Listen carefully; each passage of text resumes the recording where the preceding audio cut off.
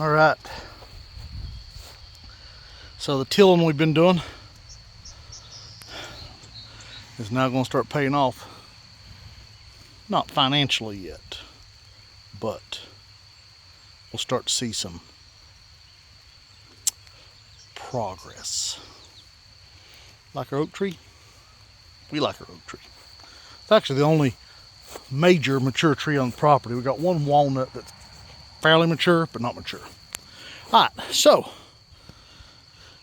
what we've been up to here is a new goal for this year.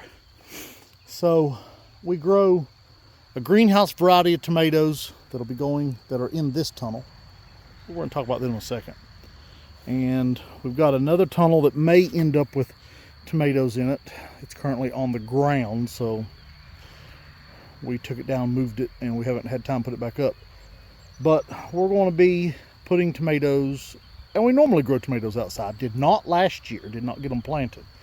But we normally grow tomatoes outside, and but we're tripling the amount of tomatoes we grow this year because our customers love our tomatoes.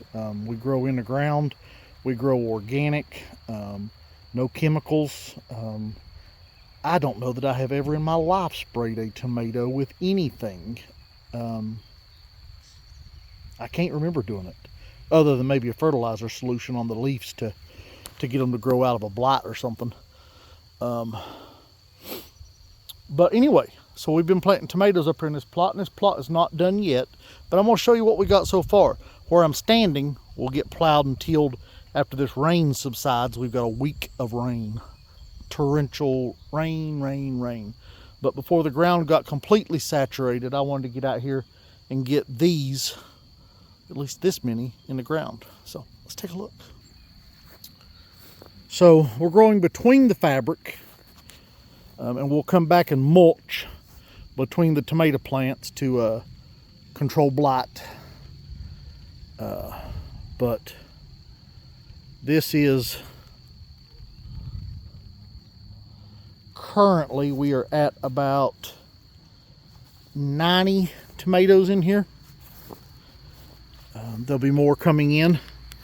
I have got to, this ground has never been used by us, so I've got to plow this and till it, and we'll take a rake and rake all the clumps of grass out.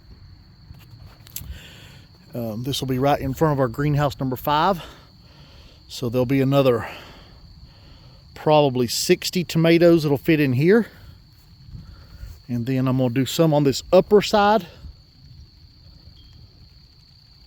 and we'll just mulch up there.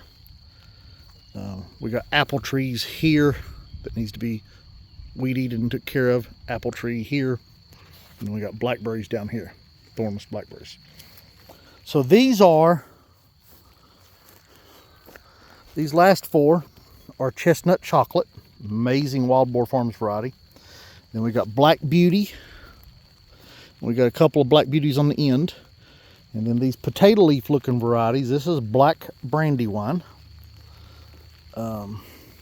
Now some of these Black Brandywines have over the years came out non-potato leaf, which is what that one is right there. And that's the one I'm going to try to isolate seeds from this year, and one of the other ones, so I can have 2 strains. And then up here we have Cherokee Purple starting on that end, and then it turns into Black Creme somewhere through here, and then we've got Black Creme coming back up this end. So we'll keep you posted on this, but let's show you why we grow some in a tunnel. There's several reasons. We grow in a tunnel for disease control, but we also grow in a tunnel to get a little bit of an early start on the weather.